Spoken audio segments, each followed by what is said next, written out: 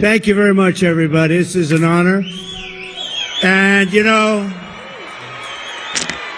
I walked in, the first question that I asked, should we change the name from Fort Liberty back to Fort Bragg? First question.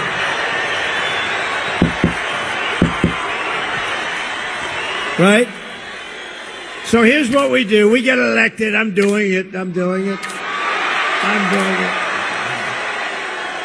we're leading in all the polls. We should get elected. But remember this, they cheat like hell. We got too big to rig.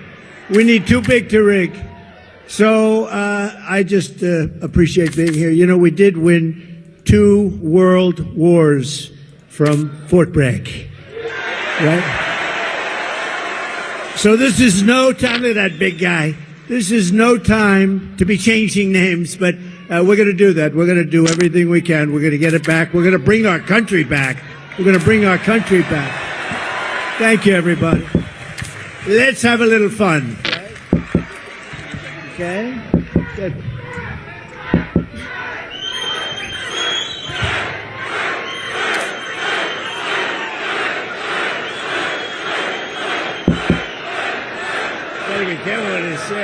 Go ahead. Mr. President, I don't think you're going to have a problem with North Carolina. I think they love you here. I love that. And you know, Kamala should be here. She shouldn't be anywhere else. And they're missing $1 billion that they gave to migrants coming into our country. Some of them are murderers. Some of them are drug dealers. Some of them, many of them, 13,099 murderers came into our country during their 3.5. And we're missing $1 billion they gave them to the migrants that came in, and now we don't have the money. We'll do it, but they don't have the money to take care of. That's why they're giving you lousy treatment in North Carolina in particular, and we don't like that, so we're going to let it be known, and they have to get a lot better because people are not happy. Well, you're absolutely right, Mr. President, and before we start with that town hall, I actually wanted to mention that one of your friends here is Silk. Silk, are you here? Where you at? Oh. I'll tell you, she is my friend, too. And she is my friend.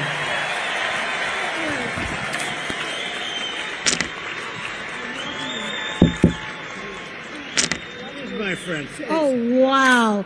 Hey, North Carolina. Real quick now, I want y'all to listen up. I'm a little ticked off. I just want you to know I'm a little ticked off, and I'm going to tell you why. $750.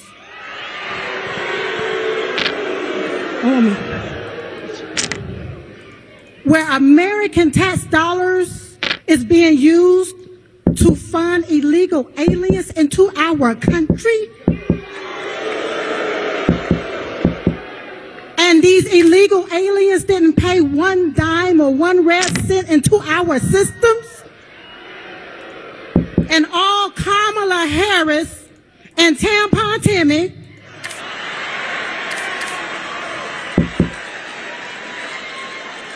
want to give us $750. Listen, you all, we only have one choice. One choice. And that's President Donald J. Trump.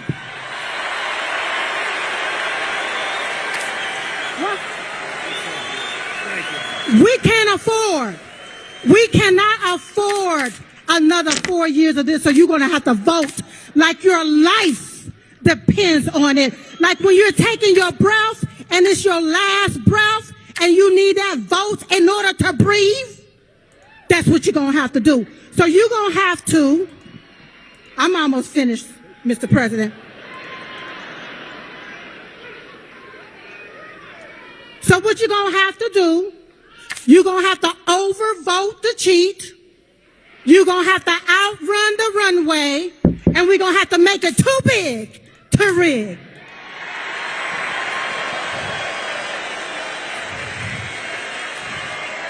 Woo! Now I can feel Diamond rising up in me. Because you have to vote right so so you won't get left again. Vote red. R-E-D. Remove every Democrat.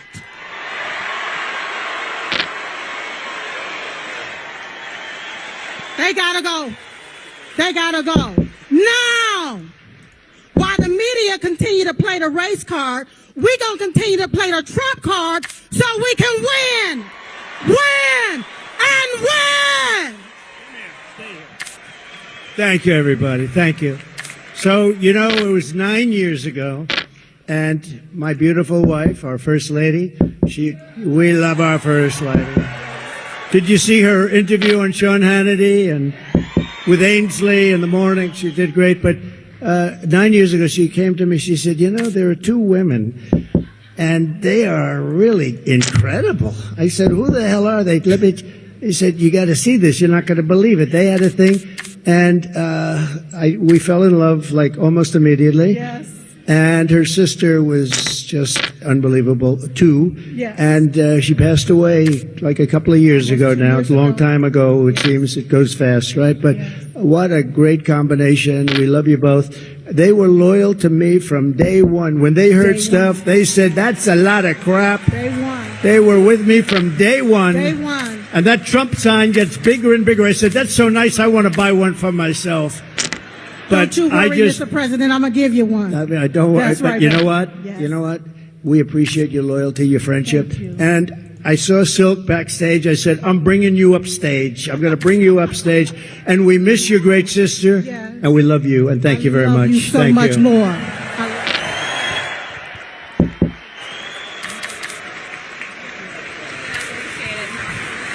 Thank you. Great. All right, Mr. President, are you ready? Yeah, I'm going to be very careful with these seats. Yeah, it's a little bit. These seats weren't designed for me exactly. All right, Mr. President, our first question comes from Allie. She was one of the residents here in North Carolina that was directly impacted by the hurricane, and it destroyed her community. Allie, where are you at? Hi.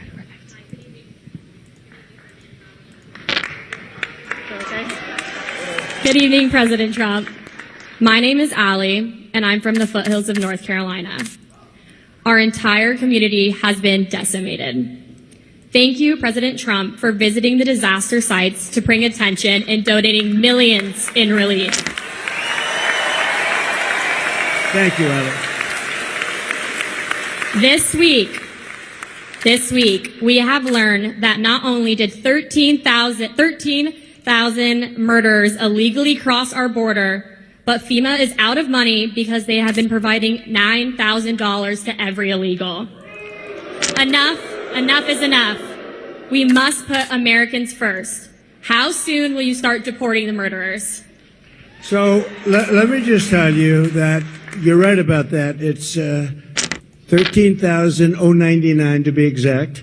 And murderers, many of these people murdered more than one person.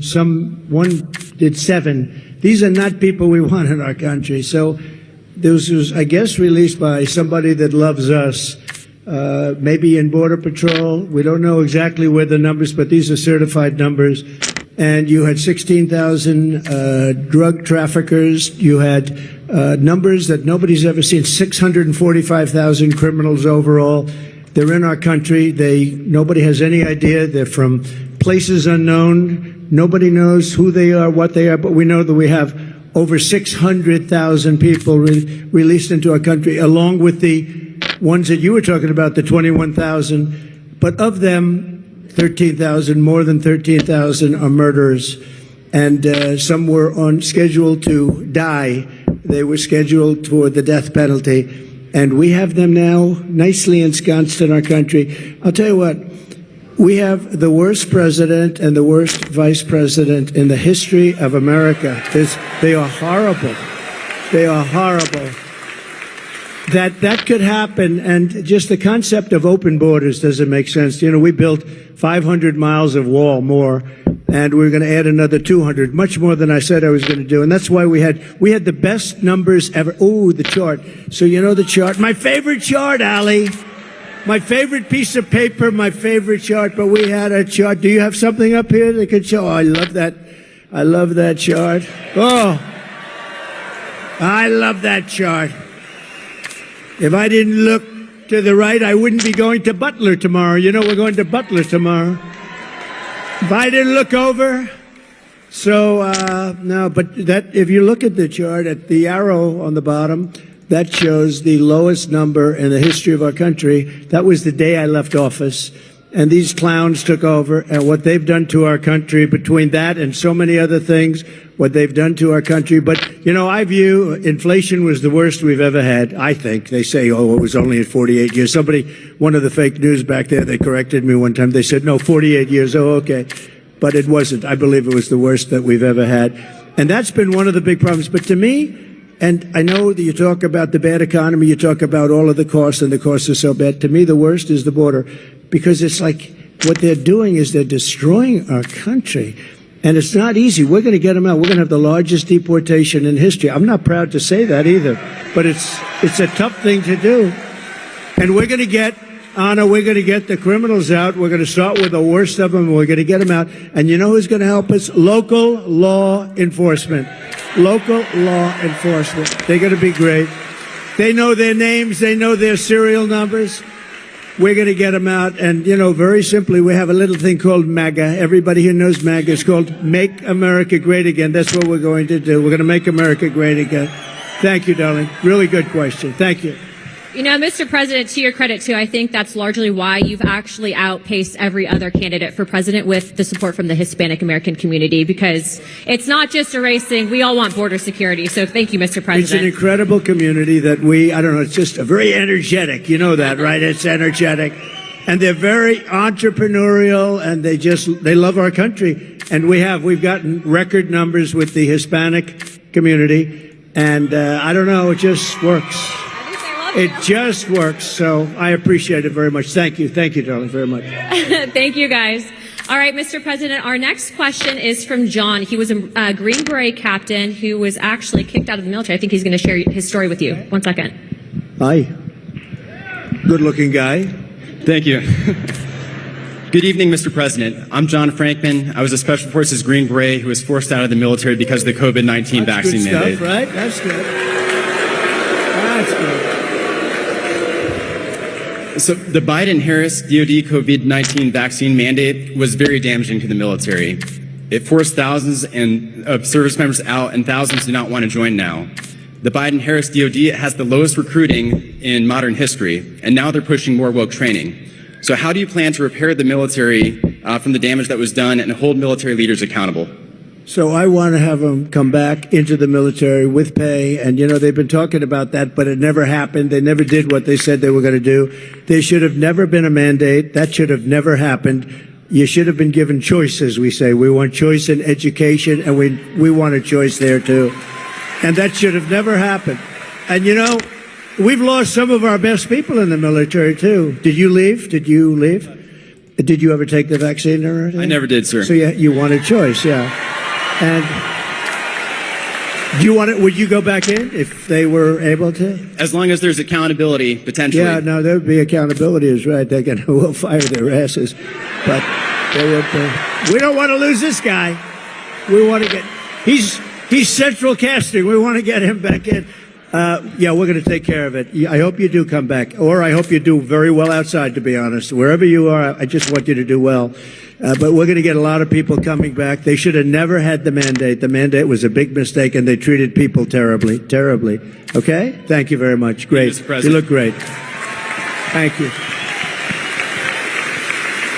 We lost a lot of great people. Also in other, in police forces, I mean, a lot of people were forced into doing things they didn't want to do. But I love that question. That's a great question. Thank you very much. I also, too, if I could, Mr. President, I don't think I've told you this story yet, but actually we had some of our friends that had been deployed, and one of our friends actually was shot pretty badly and ended up going to Walter Reed. And to put in perspective, there's a lot of politicians that will take photos with the military, but they don't care. But President Trump actually went privately, didn't ask for a photo opportunity, and he said thank you to our friend that had been shot in combat at Walter Reed. his heart, and he loves our community. And when I say that he has your back, and he's going to make sure that they're accountable, he will. Thank you. Thank you very much. And I'll tell you, we have a great military, we really do, but Walter Reed, you mentioned the name, and that hospital was unbelievable. The doctors are unbelievable. They had a lot of problems with getting there, getting to it, managerially getting in to see. But we had the best doctors. They could do things that nobody else could do, and they got to see some really badly hurt people. And the level of talent at Walter Reed, it's just an incredible hospital. So we have to pay our due respects. You hear so much about government-owned or whatever. I don't think there's a better hospital in the world than Walter Reed, so we should say that, right? Yes, sir. Yes, sir. Mr. President, our next question comes from an active duty service member here at Fort Bragg. They like it. Austin, where are you at? Oh, front row. That was good. Good evening, Donald Trump. Thank you. President. Oh, never mind. I've never done this before. I'm an active duty soldier here at Fort Liberty, and I'd want to start off by saying I'm here in personal capacity. He meant Fort Bragg, right? Yes. Fort Bragg. It's all right, No. Are you not? You're not a soldier now? No, I am a soldier. I'm currently active you are. duty. Okay. Good. But on a... Oh, shit, that gives out. I'm here in my personal capacity, not speaking on behalf of the Army or DOD in any way. Right. This week we saw the missiles flying into Israel from Iran and how impressive the Iron Dome is in protecting Israel. What are your thoughts on the Iron Dome for America? I love it. I love it. How can you? I love it. We're going to have it. One of the things I say, we're going to have an Iron Dome. Why shouldn't we have an Iron Dome? And you see how effective. So the other day, 287 big missiles, ballistic missiles, were shot into Israel. Every single one of them was taken down. Well, why shouldn't we have that? And it's all going to be made in the United States. With our technology. It's all going to be made in the U.S., and a lot of it's going to be made in a place called North Carolina, if you don't mind, okay? And I think I just learned the secret. Look, we're going to win. I believe you got to get out there, you got to vote and all that. But I think I just learned the secret to winning absolutely and by massive margins. I'm going to promise to you, as I said at the beginning, that we're going to change the name back to Fort Bragg, because I think when that word gets out, I just see this great-looking soldier just accidentally said Fort Liberty, and he got almost booed the hell out of the place. That was not good. Anyway, I believe it's absolutely something that we want to have for safety. We're a target for a lot of different places. I listened to Biden yesterday. Since I went under the wing, I used to go under the wing of the aircraft. Nobody ever did that before. I did. All of a sudden, Biden started, but he only takes like a half a question. Usually can't answer it. But they asked him, "What do you think about Iran? Would you hit Iran?" And he goes, "As long as they don't hit the nuclear stuff." That's the thing you want to hit, right? I said, I think he's got that one wrong. Isn't that what you're supposed to hit? I mean, it's the biggest risk we have. Nuclear weapons, the power of nuclear weapons, the power of weaponry. I rebuilt the entire military, jets, everything. I built it, including nuclear, and I hated to build the nuclear, but I got to know firsthand the power of that stuff, and I'll tell you what, we have to be totally prepared. We have to be absolutely prepared. But when they asked him that question, the answer should have been hit the nuclear first and worry about the rest later. And that's what they should. If they're going to do it, they're going to do it. But we'll find out whatever their plans are. But great question. Thank you very much. Thank you. Thank you, Appreciate Austin. Mr. President, I don't think you get enough credit for what you did with the Abraham Accords. I mean, that really was historical. I agree. But realistically, because of the failed foreign policy out of this current administration, we are on the verge of World War III. When you get back in office, what are you going to do to change it? So a lot of things are happening very fast, and, we could end up in World War III before we get there. The way it's going right now, look at Russia with Ukraine, that's a disaster. Look at the Middle East, it's exploding all over the place. And we have people we have a president that he spends most of his time on the beach sleeping. I never saw a guy could sleep in front of a camera. Does anybody think of it? I don't sleep that much. I toss and turn, I think. I'm always thinking. Do you ever do that? You're sweating and you're thinking and you're trying to figure out how to beat this one, that. Look, how to make our country great. But I toss and I turn. This guy just falls asleep on the beach like there's nothing to it. I wish I had that ability. That's one ability he has that I do not have. And I wouldn't mind having it. I could use a little extra sleep. But we are going to do things with our country. We just have to be respected again. Viktor Orban, he's, the fake news, a lot of fake news back there, by the way. But the fake news, they call him a strong man. He's the head of Hungary, and we have, and he's a very strong guy, very tough guy. But more than anything else, a very smart guy. And they said, why is the world blowing up? You have the Middle East is blowing up. You have Russia, Ukraine. That could lead to catastrophe. You talk about nuclear weapons. That could be a total catastrophe. Why is it? He said, if you put Trump back in the White House, it's all going to end. You're going to have peace. We had 4 years. We didn't have any wars. We didn't have any terrorism. We didn't have anything. And I won't tell you exactly what he said. Maybe I will. He said because they were afraid of Trump. I don't want to be the one saying that, but they were probably afraid of me because they think I was crazy. And that's a good thing to think, right, soldier? They said this guy is crazy. But no, he said that you put Trump back in the White House, you're not going to have all of that stuff is going to heal. October 7th would have never happened. The attack on Israel would have never happened. Remember, Iran was broke. They weren't giving money to Hezbollah. They weren't giving money to anybody, any of these, they call them delegates of terror, a lot of different names, but it's always of terror. And there was no money for Hamas. And now you look, because you were such a big part of it, we had no attacks, we had no terrorism, we had no nothing. For 4 years and I wanted to talk about it during the 4 years, but that's never smart, right, Robert? That's never smart to do. So I didn't, but I talk about it a lot now. We had no attacks. We had none of this stuff going on. We defeated ISIS, by the way. We took ISIS. We defeated them in 4 weeks. It was supposed to take 5 years. I rebuilt the military, and we had a military, and we have great generals, not the television guys, by the way, the real generals. I'm talking about like Raisin Cane, General Raisin Cane. You know who that is? But we defeated ISIS quickly. It was supposed to take 5 years. We did it in 4 weeks. We have a great military, and we have a military that's not woke. You may have a few people on the top that are woke, and we're going to get rid of them so damn fast your head's going to split.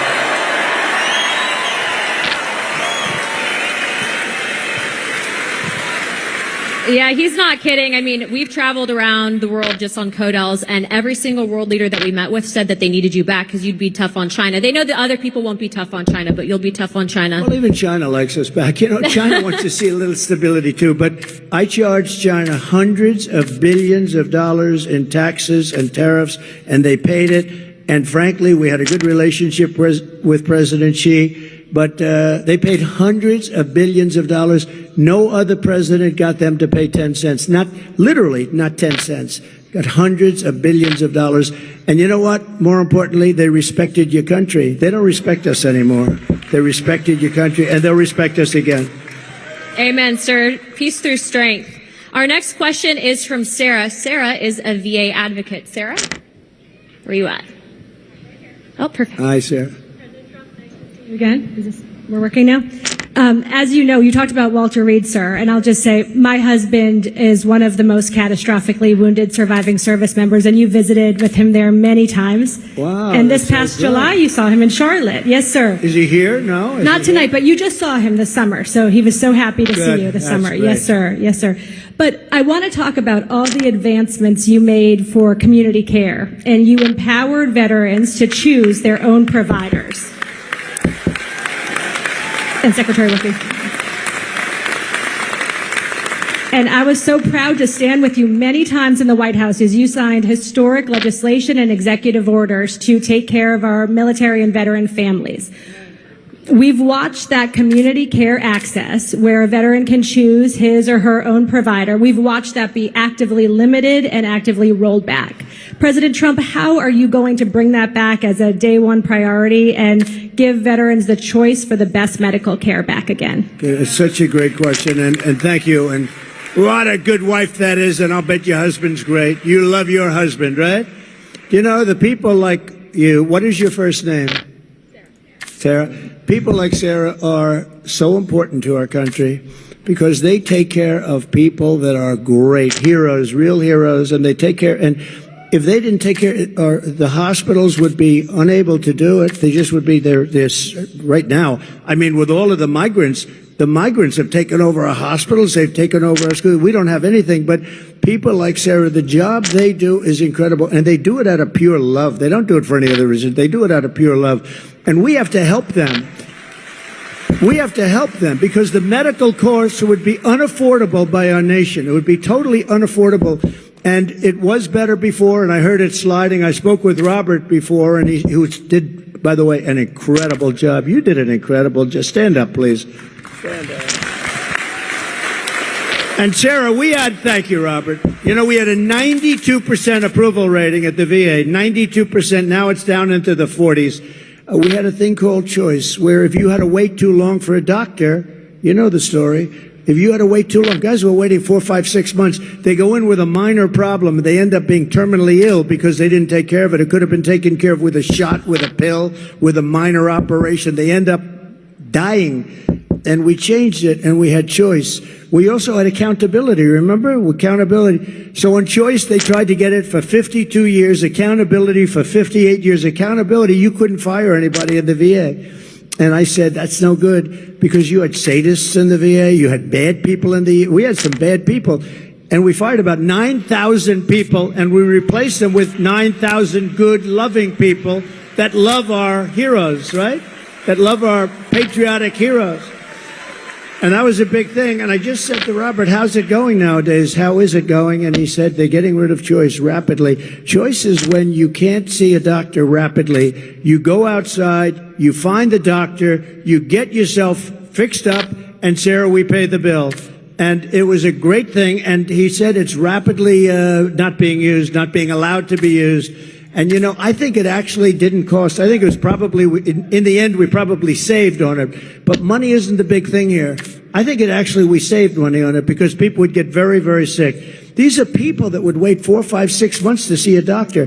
If you had to wait more than one day, you go out, you see a doctor. We had bills negotiated, fees negotiated. You know, we can't be totally crazy with this because the doctors are pretty good business people, I will tell you, right? But we had a lot of fees negotiated. But you go out, see a doctor, get yourself fixed up, and you have no problems. It was one of the best things we ever did. And now this group of lunatics that don't give a damn about the military, they're making you go through that waiting of 4, 5, 6 months again. And our people can't. We have great doctors, but they can't handle the loads. And we're going to go back. We get back in, we're going back to that, right? We're going back to it immediately. Yep. You're going to be in great shape, Sarah. You and your husband are going to be in great shape. And thank you very much. Incredible. Thank you, Sarah. Mr. President, we actually have someone that, and before we ask his question, I wanted to read this to the crowd. He had actually written a letter to you after you'd been shot in Pennsylvania.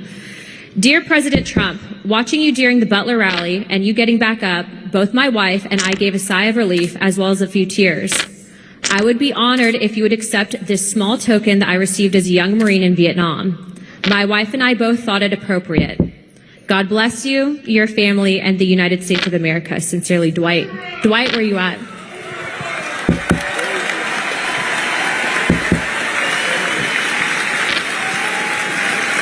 Thank you.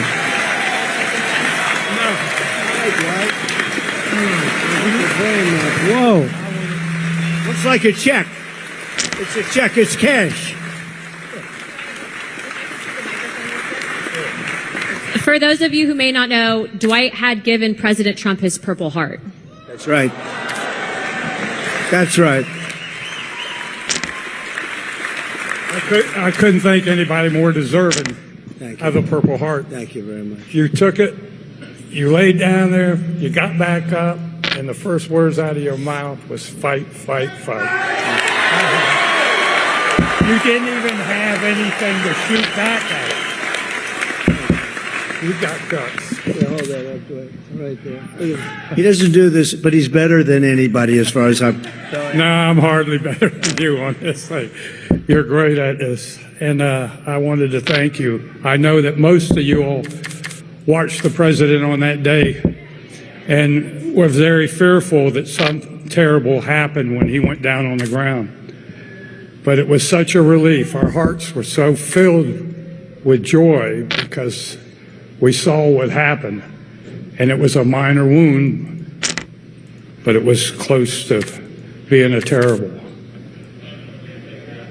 You know, We were relieved. I said, how does it, why was there so much blood to the doctor? There's bleeding like crazy.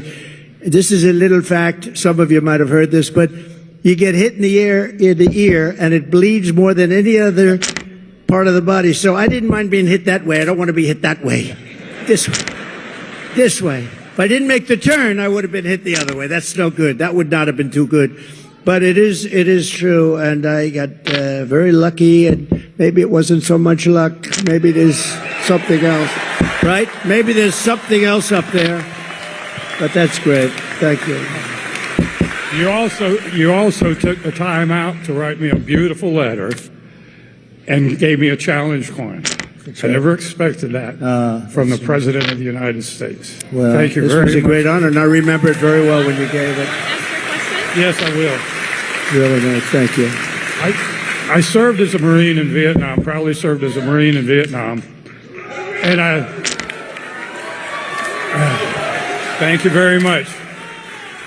There were quite a few that did. And when I came back from the service and stuff like that, we didn't get quite the greatest greeting, but No, you didn't. a lot of the veterans nowadays are homeless. There's 7% were homeless before Biden and Harris took over. Now there's 14%. I would like to know what you're going to do to prevent this from getting any larger, and also kicking these illegal aliens out of the freaking hotels and providing them with money before we do it to our homeless vets. So interesting. So one of the things that most angers me about this is the 21 million people plus. You know, they say it's 10, it's 12, whether it is or not, it's much more than that. It's 21 million, and it's probably with the gotaways and everything a lot more than that. But one of the things that most angers me is that you have veterans on the streets in front of a hotel, and you have illegal immigrants. Some of them are serious killers and drug dealers and all the people that we talked about before, and terrorists. And those people being walked into a hotel, and they're staying in a hotel, and they walk by veterans who are sleeping on the street. And it could be cold, it could be hot, and it bothers me. If we stop, if we close our walls, we're going to be able to handle it. They are spending so much money on taking care of the illegal migrants, now we call them. We used to call them illegal aliens. I call them whatever the hell I want to call them. So do you. But they're not supposed to be here. And we're going to close the wall. First day, we're going to do a couple of things. First day, we're going to drill, baby, drill, and we're going to close the wall. We're going to close it up. And we're going to have to take people out. We cannot have killers. Do we agree? Does anybody want to leave the murderers, the drug dealers in our country? Do you know, one of the little facts that's very sad but makes sense, that all these things I predicted 3-4 years ago, I was saying this is going to happen. Now it's happening. The migrant crime, it's a massive crime. But all of this that's happened, it's common sense that it was going to happen. And we're going to have to get them out because we have no choice. It's not sustainable by any country. We have done things that are so stupid. Like, as an example, I consider it to be less important, but it's very important still because it's a way of life. Men playing in women's sports, okay? Who wants that? And who wants open borders? Because open borders are so, you say, how does a thing like that happen? All of these policies we're going to be changing, and we have now somebody running as a radical left person. You know, more left by far than Pocahontas. More, you know who that is? more left by far than crazy Bernie Sanders. She's more left, and we can't have it. So we're going to take care of your people and your friends. You got a lot of friends out there that don't have a place, and we're going to do it, and we're going to do it fast, and we're going to put money to it. First of all, we're standing on the greatest power. It's called liquid gold. We have more than any other country. We don't use it. We get oil and gas now from Venezuela. Do you believe it? We're going to take our own, and we're going to make a lot of money. So we're going to make a lot of money. We're going to take care of our veterans properly. We're not going to have that happen anymore, okay? Thank you, Dwight. Thank you. Beautiful guy. Beautiful guy. I think I'm going to stand. This chair is the most uncomfortable chair I've ever. First of all, it spins. And the one thing I don't want is to fall on my ass, because that will be the only story. They'll say, sir, you did great. Too bad you fell. That would be the only story. So I'm not sitting in that sucker. I think it's a booby trap. That was put there by Kamala.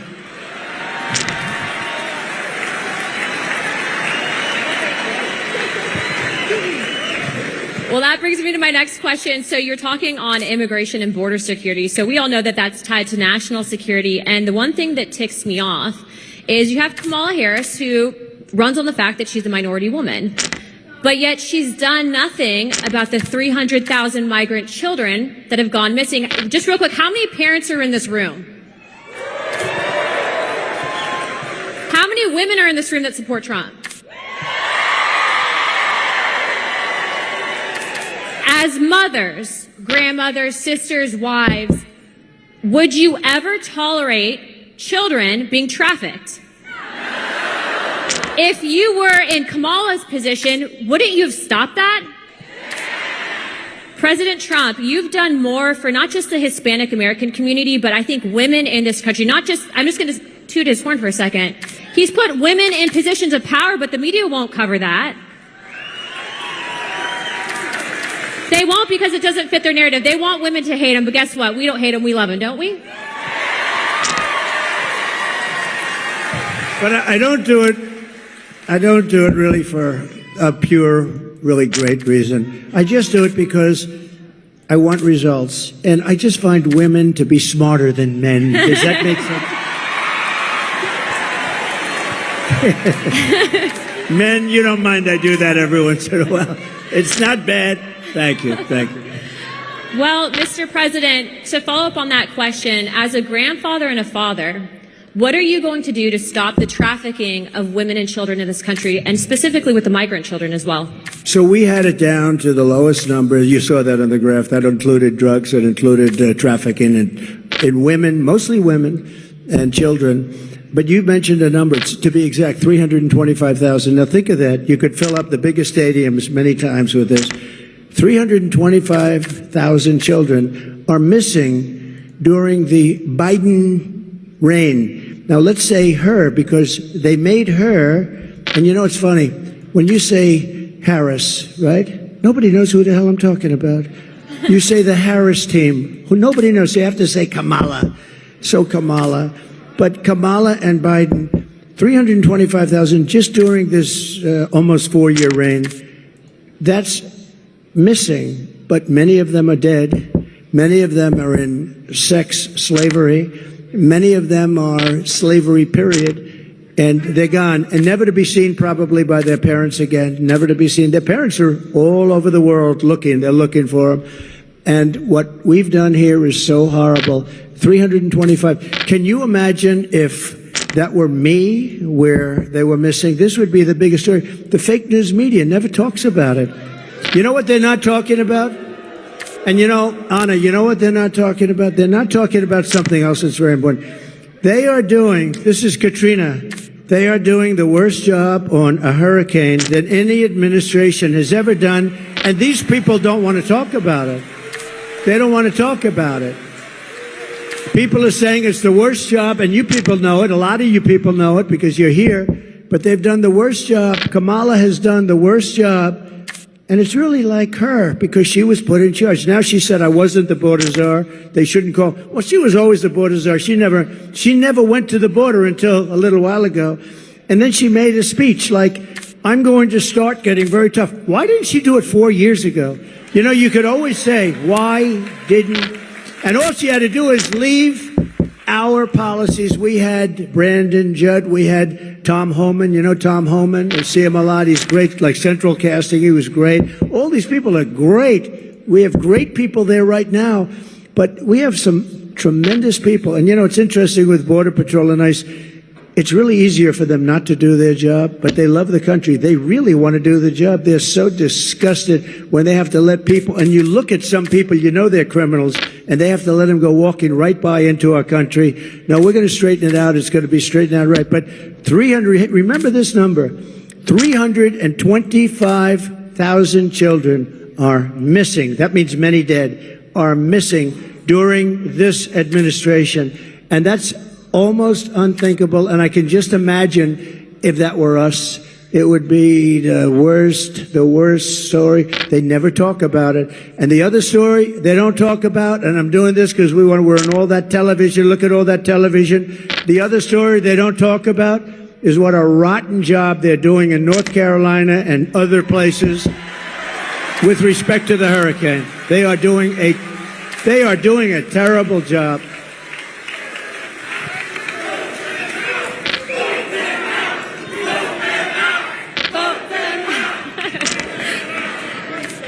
Mr. President, to follow up on that, because the media is here, I do believe that they've intentionally, and this is my opinion, not helped out those residents because it's red communities that are impacted. Let's call a spade a spade. Do your job and do better. Anna, one thing. So Elon Musk, we all love Elon, you know, Elon. We have to take care of our brilliant people. We don't have too many of them, right? There aren't too many brilliant people. But I got an emergency call 2 days ago to speak to Elon, and he endorsed me very strongly. He endorses me almost every day. He wants us to win so badly. But Elon is a brilliant guy between the Tesla and this, that, the rockets. But he also does something called, you know, the links, Starlinks. So he has Starlinks. Now, I'm not too familiar with it. All I know is it's really supposed to be great. So they call because in North Carolina and parts of and a little bit Georgia, but in parts of North Carolina, every line is down. There was no calls, no anything. Nobody could get through to anybody. And I got a call from a big person in North Carolina. Could you possibly call Elon Musk because we need help with Starlinks? Could we get Starlinks, you know, really? And I did, and he was great. And, you know, he did something he had it ordered. I got a call during my phone call. They called me up, the people from North Carolina, and they said, thank you very much for helping us with Mr. Musk. I was talking to him. He wasn't off the phone. I said, do you have some kind of a thing that we're talking and you're ordering people? This was the craziest thing. No, he's like, I'm talking. So, Elon, thank you very much. I appreciate it. I'll see you. He's going to Butler tomorrow. You know, Elon is going to Butler. But I asked him about Starlinks. Would you be able to get a certain section of Georgia? They're going to fly them in with helicopters and everything else. Would you be able? And as I'm talking to him, they're calling me on the other line, thanking me for getting it. So I got to ask him what the hell that was all about, right? He's probably got some little contraption that he's going like this as he's talking to him. He's incredible, that guy, I'll tell you. But he got a tremendous for Georgia and for North Carolina, the Starlinks. They got here's the one thing they have to do. They have to distribute it. They have to get it out there. He got it here, but they have to get it out there. They're not getting it out. That's FEMA. They've got to get it out. So important. But he's really done a great job, so we appreciate it. Thank you, Mr. President. Thank you for all you're doing continuously. Our next question is from Pete, who is a Marine Corps veteran, and his question is going to be covering the withdrawal of Afghanistan. Pete?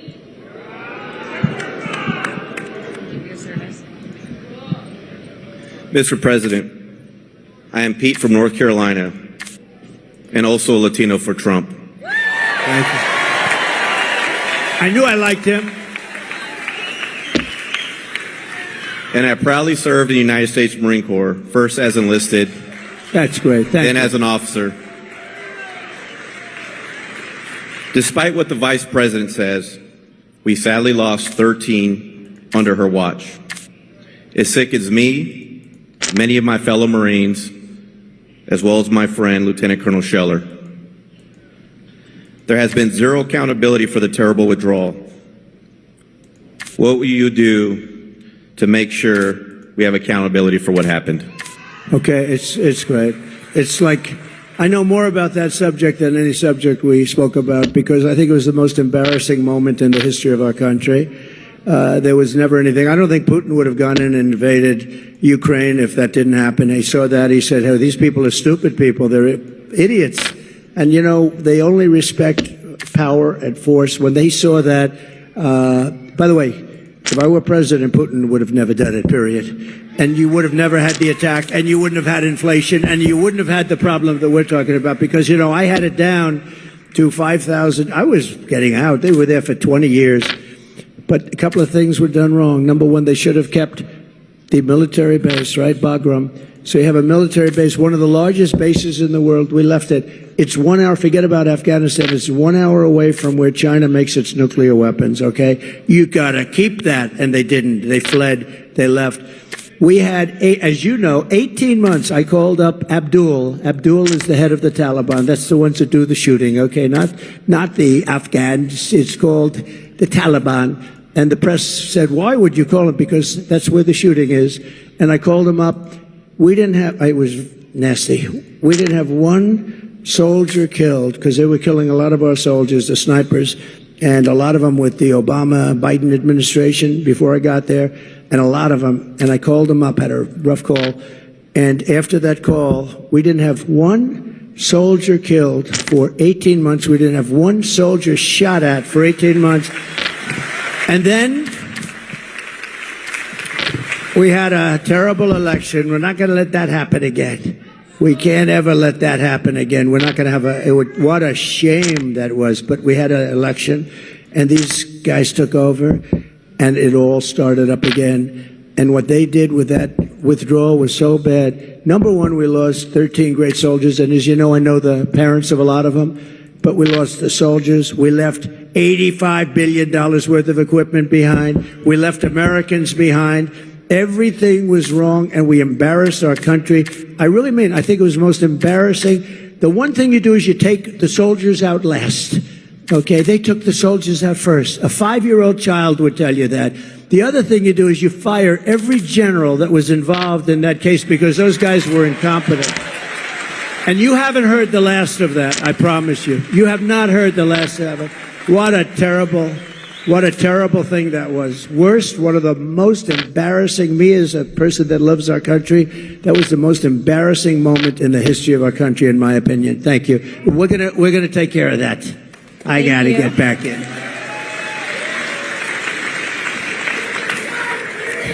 Mr. President is such a good title for him, isn't it? You do know she's a congresswoman, right? And a highly respected one. She's actually a killer with her husband and the most beautiful baby you've ever seen backstage. But she's a congresswoman from Florida, and I have to say she's a highly respected person. Thank you, Mr. President. Thank you. Mr. President, our next question is from Terry in regards to military pay, and Terry is from the 82nd Airborne.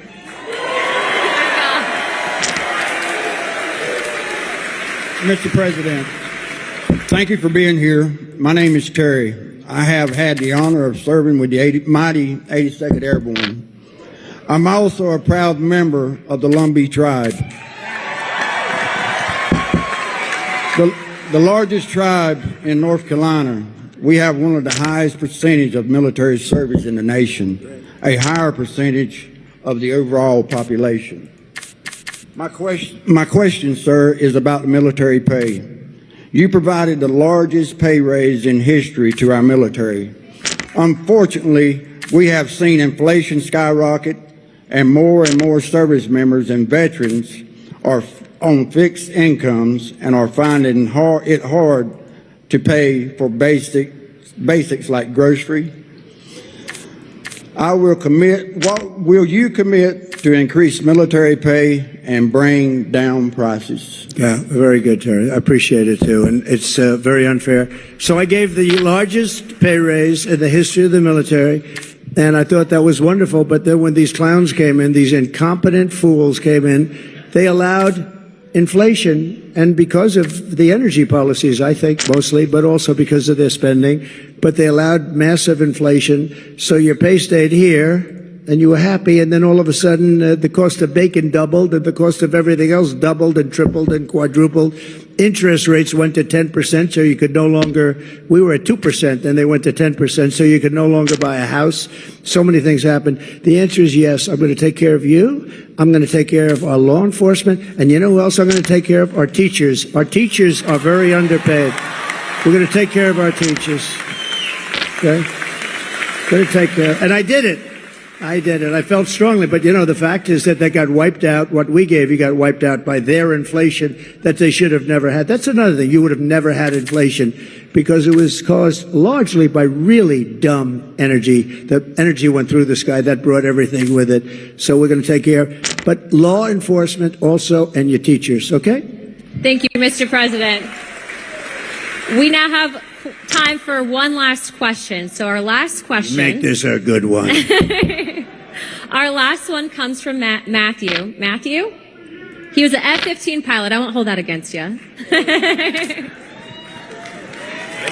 Yeah? Here, I got it. Mr. President, first off, I want to speak on behalf of everyone here and say thank you for taking time tonight to speak with our troops. Thank you. Thank you very much. We got a lot of good-looking men in this audience, don't we, huh? And a lot of good-looking women also, by the way. Thank you very much. Okay, go ahead. I'm going to revisit something you've talked about already. My name is Matt Lohmeyer. I was an Air Force F-15 pilot, and I was a commander in your newly created U.S. Space Force. I am also the first veteran of the Space Force because under the Biden-Harris regime, I was fired from my command and lost my pension for criticizing DEI trainings that were rampant in the military. Those trainings are still dividing our troops, and thank you for saying you would fire those few woke generals who are a big problem. They're gone. I'm going to suggest that it might, in fact, require ongoing oversight and a persistent, consistent, watchful eye within the Pentagon to ensure this monster never returns to the Defense Department. Will you consider establishing a special task force, office, or position to ensure that these monsters never return to the Defense Department? You know what I'll do? And I'm pretty good at this stuff. Sometimes you get it wrong. I'm going to put you on that task force. I think it's good. Not going to do better than him. I'll put you on. Make sure you give the name. Thank you. Beautiful, right? I have your approval. Yes, sir. I have your approval. We're not going to get better than him. You're right about it. You're right. 100%. Thank you. I'm cut. Mr. President, that wraps it up for the evening. Do you have any closing statements to everyone? Well, I just want to say that it was very important that I got to North Carolina. You know, Laura, my daughter-in-law, gave me the most beautiful grandchildren. But Laura's here. I don't know if she's right here or where is Laura. Would you come out here? She is absolutely the great. Come on up here. Come on.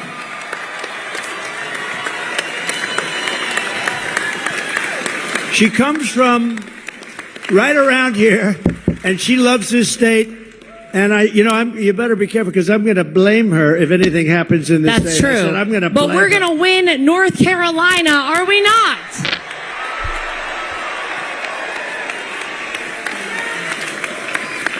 I am from right down the street a little ways in Wilmington, North Carolina, where I was born and raised. And I know I don't even have to ask this audience this question, but are we ready to send Donald J. Trump back to 1600 Pennsylvania Avenue? All right. Here's what I need from everybody. You might know that I am right now the co-chair of the RNC, thanks to my father-in-law calling me one evening. But here's how we are going to make it too big to rig. Here's how we're going to swamp the vote. Is everyone in here registered to vote? If you are not, go right now to swampthevoteusa.com and get registered. Go vote early and take every person you know to go vote early. We will win this big league, as Donald Trump says on November 5th. All right, ladies and gentlemen, thank you guys. I love you, North Carolina. Thank you. I have to thank you because you gave me really a great daughter-in-law. She's really special. And she's, along with Michael, who's here, Michael Whatley, they're essentially the co-chairman of the Republican Party. This is a very upwardly mobile person. She's doing good. But you know the truth? She's so good. I'm very conscious of, like, nepotism. But when I did with her, I recommended, all I did was recommend, and everybody couldn't believe she was even doing it. She is really a person that's incredible. She's respected by everybody. They love her. She comes from here, and there is no place she likes better than North Carolina. So get out there and vote in honor of this wonderful person.